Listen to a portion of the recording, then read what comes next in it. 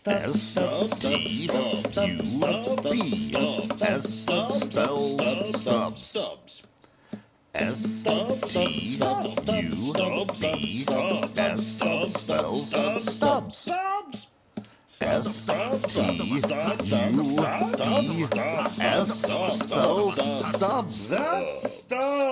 guys, welcome to another episode of 74 Minutes. If this is your first time listening, thanks for joining. Please give the show a like. Be sure to subscribe so you can catch all the future episodes when they drop. Here on 74 Minutes, our goal is simple: craft the ultimate playlist for a musical legend. But the catch is, it can only be a total of 74 minutes long. 74 minutes was the amount of music you could pack onto a standard CDR back in the good old days. So take a hike with your 90-minute blank cassette tapes and your unlimited Spotify playlist. We're here to make tough choices and share great tunes. This time we take a look at the catalogs of Black Sabbath and Ozzy Osbourne and make our burn list. I'm joined by Freddie and Uncle Megalon, who each made their own list. Find their playlist on YouTube and Spotify in the episode info. Be sure to check out all the playlists and then let us know your thoughts in the comments or by shouting out to us by emailing subswithjason@gmail.com. Does your favorite song make the cut? It's time to find out. That you get to take with you on an island where you will be forever. And it'll be the only thing of that artist that you have. How did Black Sabbath and Ozzy Osbourne get into your view? Like, how did that end up in your rotation? For me, it would have been our vacation to South Carolina or Myrtle Beach, the summer of 86, 87. Okay. One of those two. That tracks because it kind of correlates to the list. One of the songs on my list, Yeah, it would have been the release of Tribute. Around the time of Ultimate Sin as well. Well, Tribute came out after. Album.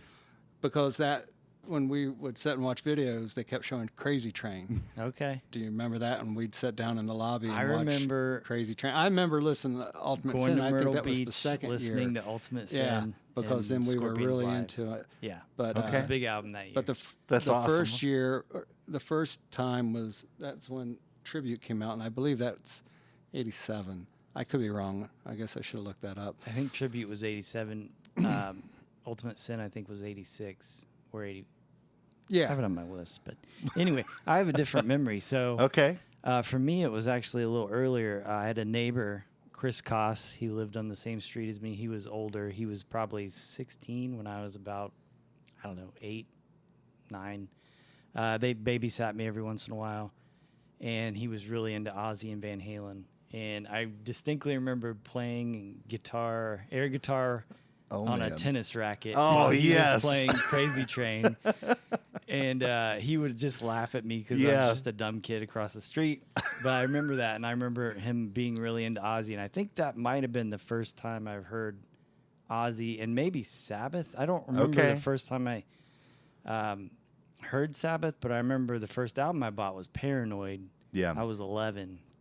And we just moved into a new house, and I bought that album, and wow, blew me away. But my first actual memory of hearing Crazy Train, but not knowing it, I don't know if I've told Brian this. I was with my dad. My mom was sick, and my dad had go grocery shopping. So I always knew if Dad would go grocery shopping, I could get a toy. Oh yeah. Oh yeah. Awesome. Your dad? Yeah, the surprisingly old sucker. Wow. No way. I can see that working every time. I was the baby. Yeah. Okay. Oh yeah. Yeah. So I just looked it up. Secret Wars. Those toys came out. This is a great connection already. I like where we're going here. This is good. This can be a long video. Long story short, that came out in 84. So I had got a Wolverine, and I had it in the car, and I was playing with it in QFM 96. Dad would let me listen to the station, but I had to put the speaker over just to my side. Gotcha. Yeah. So I don't want to hear that. 84 were 12. That would have been the first time I heard Crazy Train. Okay. But I didn't know. Sure. I remember it because I remember them talking about, Ozzy, and by then Randy had died. Oh yeah. That's a good memory. That's a never pretty heard good that memory. story. And Yeah. you know, I just wonder now that I'm thinking, because he died in 82. I just wonder if it was in March when I heard this. Maybe they were talking about Anniversary. anniversary. Yeah, maybe. I don't know. I have no idea. But I do remember hearing Crazy Train for the first time Wow. and remembering it. Wish I could But- remember something. Well, it's, That's well, pretty 'cause great. Also, Yeah, I had, that's a well, very good memory. I had the yeah. Wolverine with Yeah. the black claws. Yeah. Oh, yeah. And Jim Shooter came and gave you a high five in the Yeah, passenger seat. yeah, He was yeah. just like, let's seal this memory in and make it official, buddy. I checked my notes. Ultimate Sin 86. 86. Okay. So and I think Tribute it was 87. 87. Yeah. So yeah. But I mean, you guys But- are less, you're younger, you're 13, 14, right? At that point in time? 87. Yeah. Yeah, so 14 or you're 15. around, yeah, you're I was 15, you were roundabouts 14. that, right? Okay. Yeah. Yeah, I was 15. You were 14. Yeah. So yeah, and that for me, I remember that there was a bunch of us, all the teenagers, sat in this lobby watching MTV Oh, yeah. when Yeah. they would play videos. Of the hotel Yeah, yeah, that we were yeah. staying that was at. Still yeah. of the Night was out. Still of the Night was a big one. I remember Yep. Girls' School by Brittany Yep, Fox. Do you yep. remember that? And it was but, a big song. But Crazy Train was on. Terrible. I don't even know what that song is, It's but I'll believe you. it's forgettable. Okay. Yeah. Sure. Yeah. That'll be our It's next good list. fun actually. No, but, okay. but I got you. It's one of those hair metal, Yeah. goofy, That'll be our goofy songs. next list. Brittany Fox. Okay. Ooh, nice. There's 2 songs And on some- that and- list. Fantastic. And Bullet Boys. Oh, brother. Yeah. All right, so oddly enough, I was wondering if maybe Dad was like somehow your source, because Dad said that Devin had a Black Sabbath album and that they would listen to it at like, so I was just, so to kind of piggyback onto that, like I watched the documentary the other day. Like, I mean, I know the broad strokes of most of the, the story as far as Ozzy and Black Sabbath and everything like that. But with that said, though, I think I grew up assuming that Black Sabbath wasn't very popular in their time. And then obviously now I know better, right? yeah, It's just yeah. like they were a very successful band. Oh yeah. Yeah. I just thought that was kind of interesting to like have that switch of, oh, Ozzy did this. He was in some little band before, right? Right. And that was how, when I grew up, it was like, that was the Sure. mindset that I had. And then, I don't even know if I put together that Ozzy and Black Sabbath were a thing until much later. Oh, Yeah. me too. yeah. I don't know that my brain knew that, and yeah, it took a while. Yeah. It was honestly, it might have been Rob. That I can't Connected remember that me. dot for I know you. Andy was a big gateway for us, Oh, a in lot of- particular. yeah. Andy's Fred's brother and Jason's uncle. Yeah. He introduced me, I know specifically, to Rush Yes. and Iron Maiden. Yes. Yeah. Those are 2 big bands I know specifically. He introduced us to on that turntable you guys used to have. Do you remember that? Yeah, that big. The big Yeah. turntable. Yeah, I mean, and Andy, I remember. But I don't remember Black Sabbath. Is the point. I don't remember Andy having any Black Sabbath No, albums. and he didn't have any Ozzy, but No. I remember him talking about Ozzy. Okay. And one thing I remember, this just popped in my head. At the church, we would have a teen class on the Wednesday nights, and we were there, and they had brought some guy that was bringing a video of, they were calling it devil music yeah. and Nice. Satanic Panic. the yeah. satanic rites of rock and roll Right. and heavy metal, and we watched this thing, and they talked about Zeppelin and Yeah. all them guys. They and- played Another One Bites the Dust backwards. Yeah. I remember Yeah. that. Yeah. But I remember Andy talking about Ozzy then, and I don't know. So I wish I could remember everything, but Yeah. honestly, for me, it was that summer. That was Okay. the summer that That's I pretty cool. definitely fell in love. And then the following summers when I had bought the Ultimate Sin, and I was out there walking back and forth on the balcony, blaring it. Oh yeah. Yeah. Fantastic. All right. So with that in mind, great start. Let's get to our lists. I do want to make one note. I made a change today as I was listening to your guys' lists. What? I was doing some editing and all that, and I gotta say, for starters, I had a great time listening to your guys' list today. Like, Cool. I was just doing some video and audio editing and all that stuff, and Yeah. some stuff around the house. I really got to enjoy that jam. It was a good time. That's the So point. you guys rocked. You guys did a good job of putting lists together. But with my change today, Okay. we have no song that crosses across all three of our playlists. Wow. Okay. Oh, so we've all picked. Well, again, we have. There's somewhere, like I have a couple of songs where I share with Brian. I have a couple songs where I share with you, Freddie. But there is no Not song, one song. Yeah. that goes across all three. So again, that's just speaks to the abundance of riches, which is the music catalog of these two tough. artists. Yeah, as far as to fit. I mean, obviously, we're not going to put Iron Man and Paranoid on our list. I mean, maybe you did. I absolutely did. That's fine. No, again. But I know for me, and I'm sure for Fred as well, you've heard this song so much. And, like I said, Paranoid was my first album. So yes, I don't need to hear those two songs in particular anymore. I'm not saying they're not good or bad. They're great. But, they're not going to fall on my list. It's a little wild to me, but I also get where you're coming from. I definitely, as I made my list, I thought about the idea of just like, well, there's going to be future people who are going to be discovering this CD. I want to make sure that they hear the songs, and a list without War Pigs. And to that, that's why my list is a little different, because I want, I'm an Ozzy fan, but I'm not a mega, I'm not a huge Ozzy fan. So some of my list actually has Dio, Tony Martin. It did have different era Black Sabbath. It did have other stuff. I took it off just to make it a little more malleable to the whole Ozzy. Well, no, I said Ozzy and Black Sabbath. Yeah, I mean, as far as I'm concerned, and I probably won't come back and do another one just for Black Sabbath. Like if any of the other people were to pass away. So to me, it was like, I'm gonna knock this one out. But again, whatever. And I didn't want to talk about the same songs, essentially. I didn't know exactly what you were going to pick or what you were going to pick, so I wanted to pick some stuff that I knew I liked and that maybe a lot of people hadn't heard before. And I think, again, at the root of this, that is what I'm hoping to do, right? Like, and everyone's heard songs. Everyone's heard Crazy Train and Iron Man and things like that, right? And are those songs on my list? Sure, they're on my list, but they're on my list. But with that said, I figured you guys would bring a little more depth to it. And again, while you're saying, you're not the biggest fan, I know you're a huge Sabbath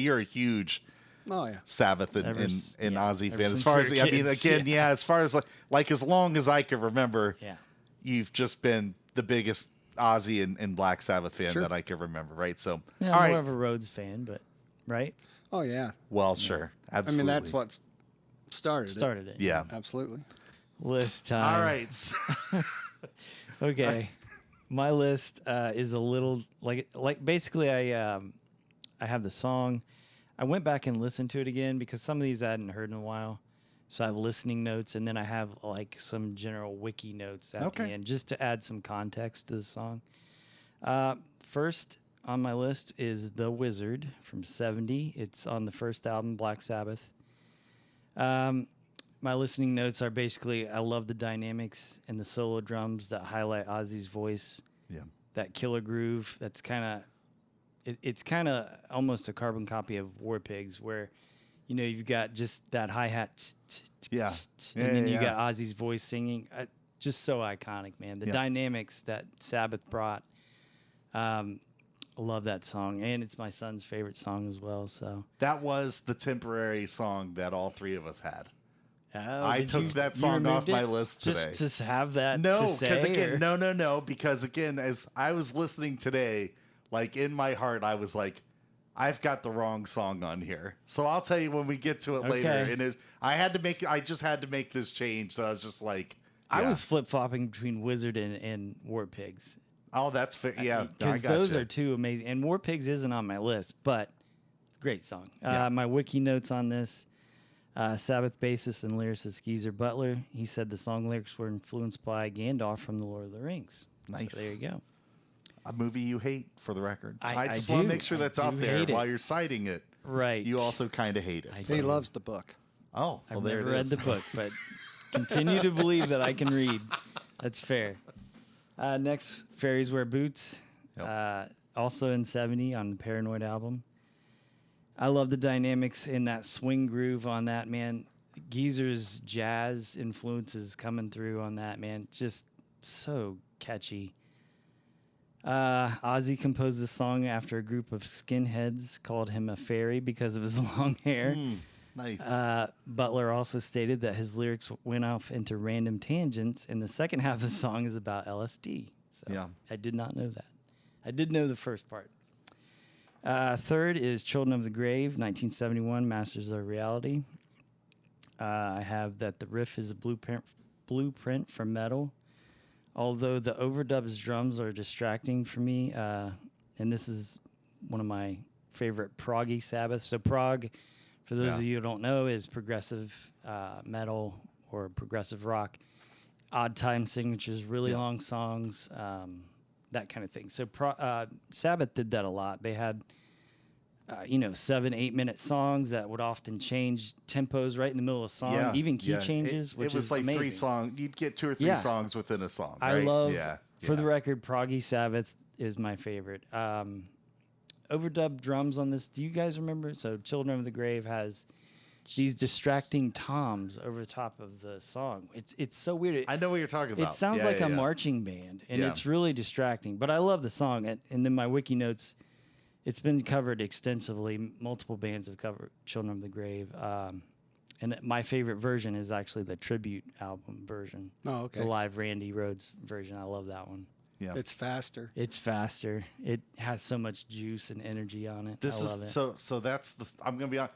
That's the song that supplanted The Wizard for me today. Oh, okay. Nice. And it was just because Fred, and like, it is the song that like sticks in my brain for like spending time with my uncle, gaming or whatever, and it would be, listen to this, learn some good music, and it would be Children of the Grave. That is the one that would always stuck out as we listened to that. You know what I mean? So yeah, I had to definitely takes me back to a better time, a younger time at least. Anyway, sure. So yeah. Next, I have Supernaut 72 on Volume 4. This song has big chugs. Ozzy's range on this one. Yeah. He's like at the top of his game, hitting the highest of highs. Love it. This is Frank Zappa's favorite Sabbath song. He loves the riff, or loved the riff. Next, I have Snowblind 72, also on Volume 4. It's a great riff again. I love the breakdown before the solo. This is more proggy Sabbath. Yeah. You get a lot of changes in this song. Lots of parts. Very creative. This song is, of course, a tribute to cocaine, the drug of their choice at the time. Yep. So, no mystery there, I don't think, to a lot of people. I thought they were trying to get somewhere. They were trapped in the snow. Yeah. They're blind. It was Luke Skywalker in Hoth. It was that Denmark hotel where he went and shot that scene. That's it. I can't believe they did drugs back then. Yeah, it's kind of wild. Yeah, I'm pretty sure they were illegal back then, right? Maybe. Probably shouldn't have been doing them. I don't know. Maybe they're good. Especially cocaine. It's a hell of a drug.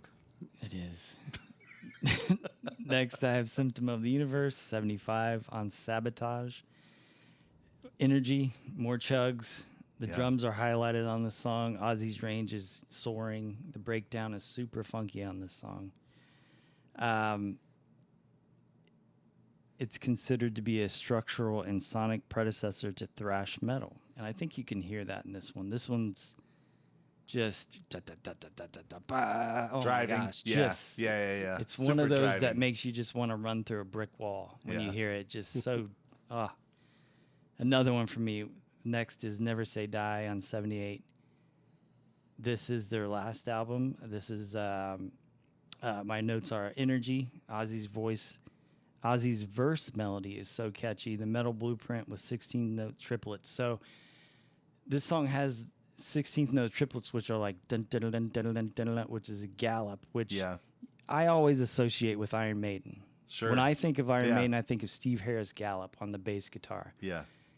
I went back and looked. So, not that this is the first time that metal, and I don't know that it is or isn't, but for me, this is the one early metal moment that has that gallop in it. I went back and looked. So, Number of the Beast also came out in 81, which has Run to the Hills. Yeah. The other big gallop song you think of. I think Trooper, but I got you. Well, Troopers. Troopers you can every third song in Iron Maiden's catalog is a gallop. But I get you. But this song to me, and granted, I'm going to say they came out in the same year, but this to me is like a metal blueprint song. just so good. It's that whole route down 2 whole steps and then back a whole step up. Yeah. It's a metal staple at this point. It's just one of those things that people copy and they don't even realize where it came from. My wiki notes say this is the infamous Van Halen tour. So 78, this is Van Halen's debut year. Yeah. Went on tour with, just to give you some backstory, they went on tour with Sabbath. They were opening, of course, with Sabbath. They started playing Sabbath tunes, right? Okay. As a tribute. Huge Sabbath fans. Alex Van Halen would sit on the riser and watch Bill Ward play his parts. Just starstruck. Yeah. Well, Sabbath didn't like it. They took it as an insult because they're kind of getting blown off the stage. Well, sure, point. right. Yeah. This is their last album. They're coked out. Yeah. Van Halen's new upstarts. They'd blow anybody off the stage at this point, right? Yeah. So there was some tension. After a while, though, they explained, hey, man, we're huge fans. Yeah. They became best buds. They partied a lot, as you can imagine, I'm sure. Yeah, sure. But yeah, I love that story. I can't imagine a world where those two bands hung out and we're playing one opening for the other. Just amazing. That'll never happen again, something like that. Two titans on a tour together. My next one, this is solo Ozzy, 81, Over the Mountain from Diary of the Madman. Of course, this is the iconic drum intro. Great riff and energy, influential guitar solo. Bad production, and I'll get into that. I have thin guitar, double track vocals, farty bass sounds, and boxy drums. But you know what? It was that drum intro, and they got that down, and they're like, you know what? This is it. The playing is amazing. Yeah, and they're like, it's great. You know what? Just throw the rest of the track together. It doesn't matter. It seems like I'm the only one who has a problem with the production. Everybody raves about the production on those first two Ozzy albums. I don't like it. This is where Ozzy started double tracking all of his vocals. For those of you who don't know, double tracking is where you sing your vocal and then you do the same vocal again in the same pitch and register. So it sounds almost like a chorus effect. Yeah. I can't remember him ever doing that with Sabbath unless it was like an effect that they were trying to do on a song. But this is where double tracking came in for Ozzy. He's done it ever since. His vocals have always been very heavily processed. Yeah. Right. Yeah. And I just never, the thin guitar sound it almost sounds screechy, really trebly. This is the intro, of course, of Bob Daisley and Lee Kerslake. And we can get into this later where, this is where basically Bob Daisley wrote the songs with Randy. Yeah. Yeah. And received almost no credit, no money. I just want to put their names, associate their names with these songs because they're so important, along with Randy. But everybody knows Randy Rhoads. Everybody knows Randy. They don't know that, other guys contributed as well. My next song, SATO, also same album, 1981, Diary of a Madman. Great triplet feel, unique melody and solid vocals. Bad production again. Same album. Next song. So these three songs are all on the same album, Diary of a Madman. This one's Believer. It starts with a really cool bass intro, which I think still sounds really bad just because of the production. I have very epic sounding song, has a doomy aura. The album sounds dangerous in an era of satanic panic. This album was deemed dangerous by parents and teachers. This is just me talking, by the way. Well, he leaned into, this is Ozzy just was me. leaning into it, right? Yeah. Like, yeah. This is one of my albums that my grandmother threw away when she found it. And I have overexposure causes artists to lose this aura. So basically, when I was a kid, like Ozzy was dangerous. Like, when you spoke of Ozzy, it's like you wouldn't really mention it around your parents because they kind of get freaked out. Yeah. That's gone. Like that'll never come back because artists are so overexposed. Well, let's face it. He had a reality show, like complete change as far as how he's been presented, right? You know what I mean? And it's almost unavoidable now. And you see Ozzy, as a joke. Even if we wouldn't have had that show, the stories would have came out later where he pissed on the Alamo. and he's a drunken buffoon. He's bit a head off a bat. Again, he's snorting ants you and guys, all this other. It's funny you guys mentioned those things because I know, like as a kid, like I had heard those stories, like those urban. They were very much considered like mythological. Like we weren't sure if they were real, right? Oh, they were real. That's crazy. Well, I know they're real, but as a kid, we didn't know. You just kind of heard about it, and you're like, is this real? You know what I mean? So by the time somebody was like connected the dots and told me, was like, well, Ozzy was also the singer of Black Sabbath. I'm like, yeah, okay, buddy. Yeah, this guy pissed on the Alamo, ate a bat's head, did all this, and he's the singer of Black. He made Iron Man too. Okay, buddy, you know what I mean? But again, I had that whole, it's kind of as in my Ozfest, you know what I mean? Like, and I know, like, he had kind of turned a corner for you guys at that point in time, but I was still younger, right? Yeah. And obviously, you all know Tim Davis, right? Sure. So you can imagine the perception of like, so it was pretty much Iron Man and Crazy Train was all I knew of Sabbath for a long time until Fred started really indoctrinating me with satanic music. Yes.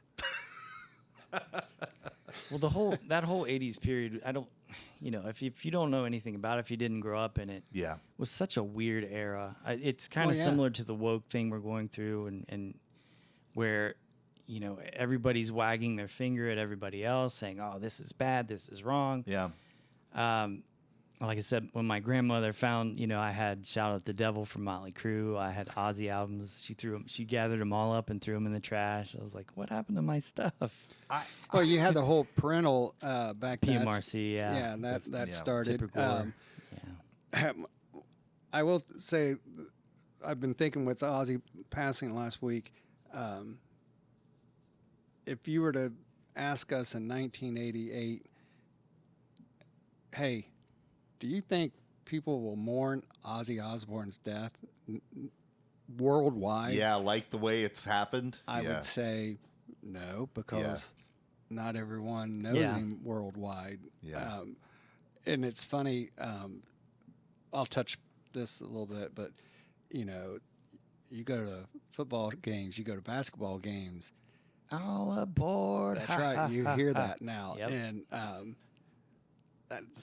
who would have thought that in 1987? And that's where the overexposure has the opposite effect, right? Sure. We also see Ozzy on his television show being a bumbling dad, right? But it endears us to him. Sure. So the reason why you have this outpouring is because of that, I think. And of course, he's a legend. It made him. He's it's a combination, legend, right? It made him more accessible. Made him more accessible. Made him human. Yeah. It made him. Right. Oh, okay. He is just a normal man. Yeah. As far as a normal man. That's right. He is a human man. Well, no, but I'm saying he's just a regular relatable. guy. It's relatable. Sure. His addiction with Chipotle. See him shout at dogs about Chipotle, right? Oh, I forgot all about that. So it does. I think you're right. That show definitely helped him. I enjoyed it. Well, it helps him in that aspect. Well, sure. As far as this making is a him big topic, right? Yeah. Well, yeah. We have all of these artists that Pink Floyd is another one where you have all this mystery surrounding the Beatles. And then overexposure kind of kills that. And this is something we could spend a whole hour on alone. But is it a positive or a negative? I think in this case, for me, it's a negative. But I think if you were to ask his family and friends, of course, it would be a positive because the whole world got to. How many people were probably exposed to his music because they saw the show? Yeah. They wanted to learn more about him, which is great. Sure. But then we lose that mystery, that danger that rock and roll is kind of supposed to be all about. Let's face it, though. At this point in time, in our current time, there's no mystery left for anybody, right? It's all there out could be. People could stay off of the social media platforms, but they choose not to. They choose not to. And I would rather have that. I want an artist with, I don't want to know how they vote or what they eat. I don't care. I'd rather just have that be an unknown, right? That's fair. I think that, though, with it being Ozzy, that was such a huge character. That's why it worked. Would that have worked with Peter Gabriel? Yeah, it wouldn't have. Well, for absolutely. me, yeah. Right. And I I'd think love that to have was seen I that. think that was why it worked so well, is because you had such a huge and icon of his personality too. Right. He was a they've likable all turned guy. themselves up for that Well, yeah, show, that's what right? I'm saying. Yeah. They all and from what I've heard and read, he said he was cleaning that during the show, but he was No way. He would.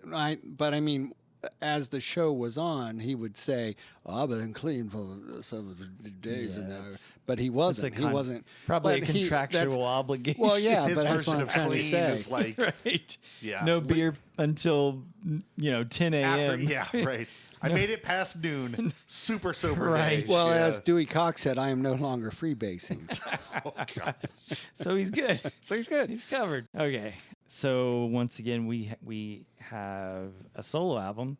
This is Lightning Strikes, 1986. This is off the Ultimate Sin. This is my last Ozzy entry on the list, surprisingly. So this sounds like a Rhodes era song to me, a Randy Rhodes era song. The riff is basically Crazy Train. Mm-hmm. If you think about it, it's root, Yep. fifth. It's crazy.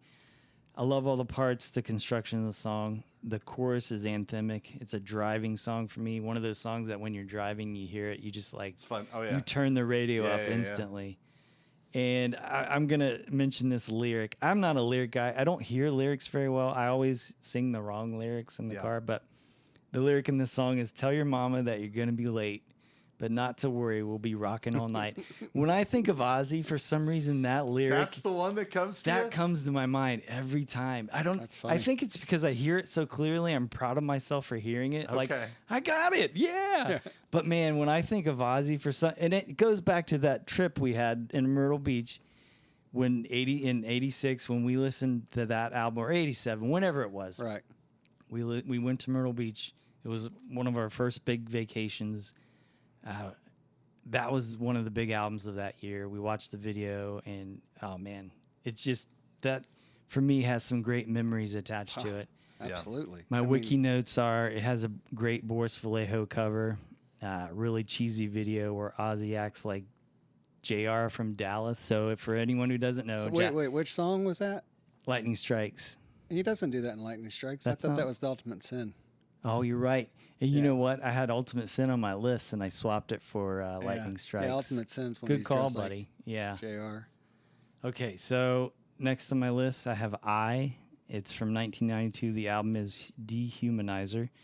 This is a Dio era song. Yeah. So for anybody who hasn't heard this, I highly suggest. The album is not great, but these two songs, I have another one also after this, are amazing. They sound like Dio songs too. That's the thing that I love about them. My notes are heavy groove with Dio flair, slow metal, which I'll get into, Shame on the Night, Egypt, Like the Beat of a Broken Heart. Those are all slow metal songs as referred to by Dio fans. So slow metal is a tempo that's like Yeah. a lot of Dio fans hate slow metal, and they kind of blame Dio for this trend, which I don't get. I love actually the slow metal trend, but this song is kind of like that dun dun dun dun dun dun. Yeah. But yeah, that's a whole other topic on its own. I love slow metal. Another note is Vinny Appice from the Dio band is the drummer on this song. Cozy Powell, who's probably my favorite rock drummer, dropped out of this album at the last minute. Next, I have Time Machine off the same album, 1992, Dehumanizer. This is another Dio song.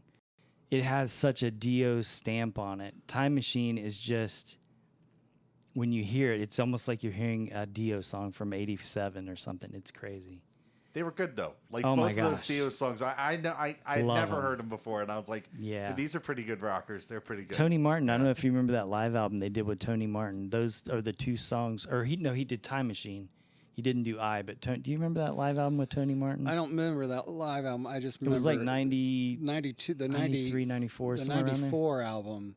I think it was 94 or 96. It's not on too many streaming services. Really? They just put it back on. That's Oh. a great album. That's the only time I've seen Yeah. Black Sabbath Oh, okay. live was that era. album. Yeah. Well, I want to get to that. So this is my my big Freddie memory. Oh man. Well, I was out of Sabbath at this point, right? Yeah. This is one of those songs I went back and rediscovered, the Dio era songs. But when Freddie, remember that blue Mazda you had? Yeah, and I bought that album. You bought this next album. So the next one on my list is Eyewitness from Cross Purposes. Cross Purposes. That's Cross the name of that Purposes album. is Yeah. probably my favorite Black Sabbath album, bar none, which is weird to say. It's a Tony Martin. Tony Martin was the singer at the time. It's a Tony Martin era song album. Tony Martin had like 3 or 4 albums with Sabbath, all killer.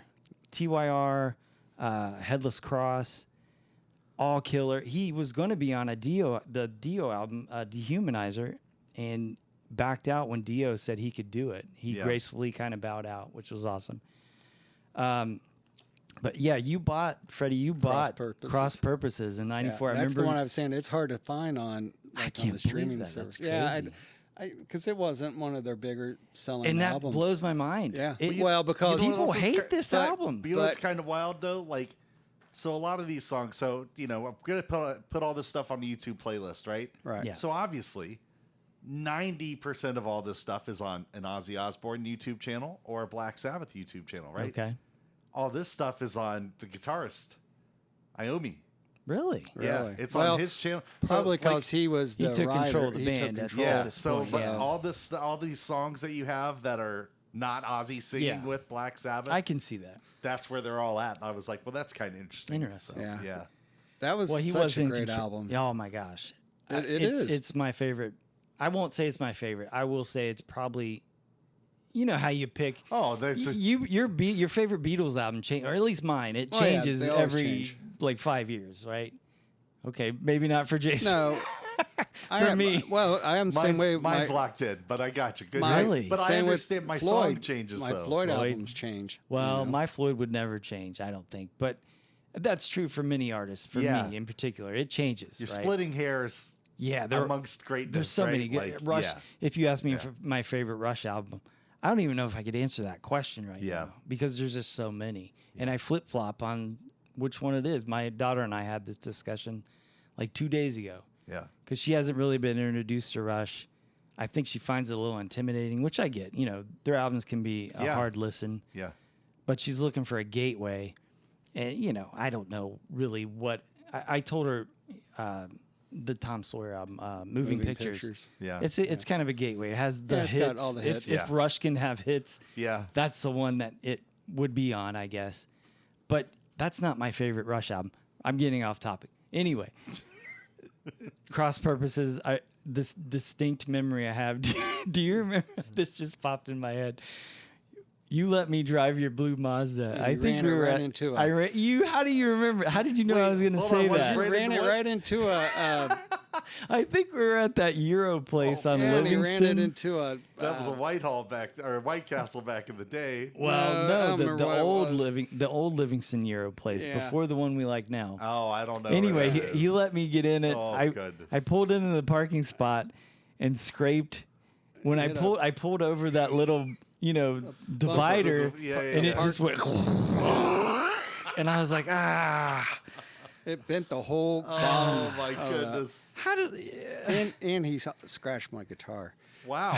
Shut up! I still feel bad about that. That was much later, by the way, but Anyway, that was like 3 years ago, 2 years ago. Anyway, I'll get back to the list. Okay.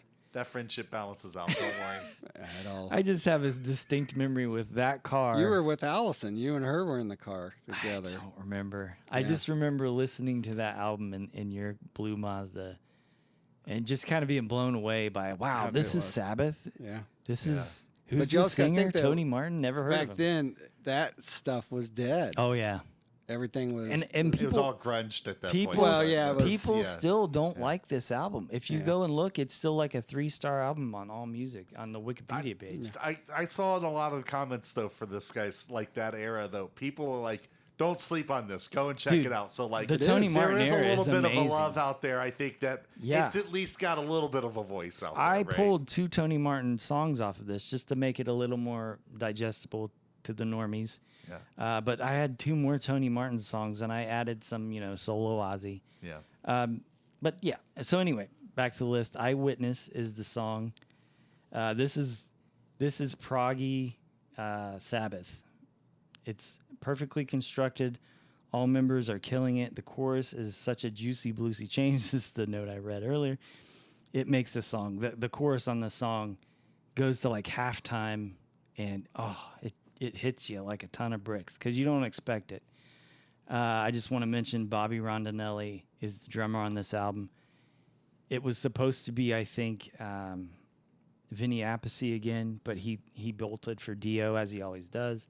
He's a Dio guy. Bobby Rondinelli is a massive drummer, very underrated. He's a Bonham clone.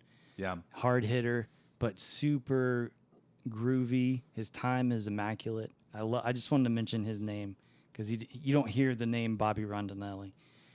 And then the last song on my list is from the same album, Immaculate Deception.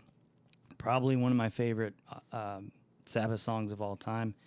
More proggy Sabbath. This is the most complex time signature I've ever heard in any Sabbath song. The keyboard is floating above all of it.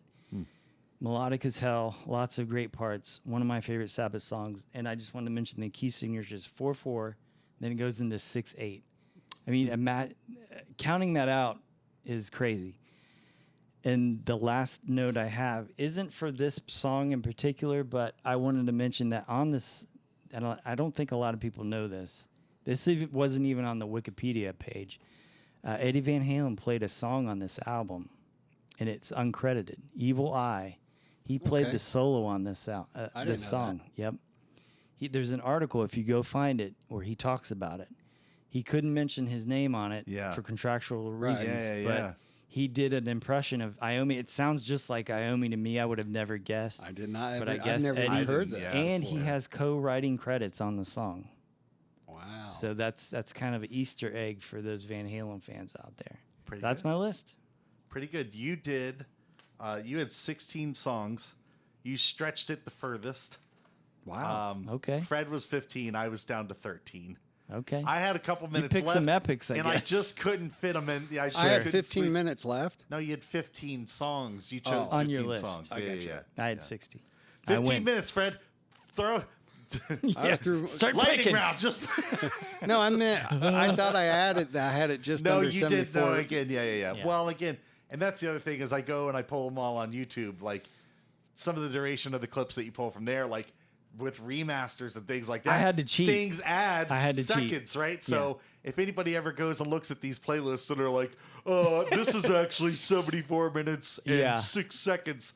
It wasn't like there's another version out there we could have found to make it fit the 74. I had to pick an but alternate I did version. want it to be as true as we could to the nature of what we were doing here, right? So all right, guys and gals, that is where we are going to stop for this episode.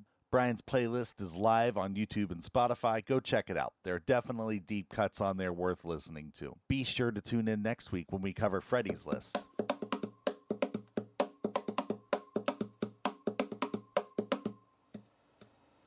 Stubs